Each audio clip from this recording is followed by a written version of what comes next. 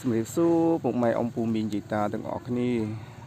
សូមពុកម៉ែអង្គពូទាំងអស់គ្នារីករាយជាមួយវីដេអូខ្ញុំបាទវិធីហាលស្រូវពូជ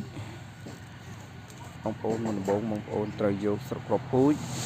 ទៅបកផ្លុំឬក៏អុំជាមួយផ្លុំជាមួយម៉ាស៊ីនហើយឬក៏អុំដៃបើបងប្អូនខ្លះ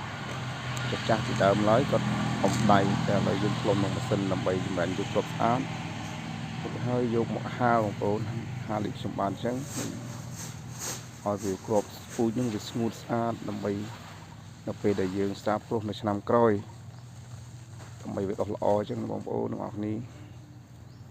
វិធីហាលងាយៗដូចខ្ញុំដាក់តង់ហើយសណិលចោលទៅលើតង់អញ្ចឹងទៅដើម្បីឲ្យវាស្ងួតហើយក៏វីដេអូមិនបានជារៀបរាប់ពេញឆ្ងាយអីទេបងប្អូនខ្លះគាត់ដឹងគាត់យល់ហើយគាត់ធ្វើស្រែធ្វើចការដូចជាខ្ញុំដែរពេលទេបងប្អូនខ្លះគាត់មិនចេះធ្វើស្រែមិនដែលធ្វើស្រូវអញ្ចឹងគាត់អត់ដឹងថាគេហាលស្រូវពូជមិនអញ្ចឹងបងប្អូនទាំងអស់គ្នាវិធីហាលងាយៗដូចខ្ញុំអញ្ចឹងបងប្អូនមិនមានអីទៅពិបាកទេគ្រាន់តែលាបតង់ហើយយកគ្រាប់ពូជណាដែលល្អអត់មានសណ្ដីយកតែគ្រាប់សុទ្ធឲ្យណាដែលល្អអញ្ចឹងយើងយកមកហាលឲ្យស្ងួតរួចហើយយើងក៏ច្រកខ្ចប់ទឹកវិញជាការស្រេចអត់មានអីត្រូវពិបាកទេបងប្អូន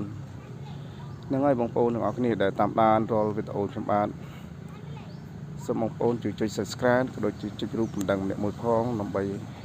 ទទួលបានវីដេអូថ្មីៗពីខ្ញុំបាទធ្វើ Channel នឹកពីបទអីផ្សេងៗដើម្បីបងប្អូនទស្សនាទាំងអស់គ្នាអរគុណសម្រាប់ការទស្សនាវីដេអូ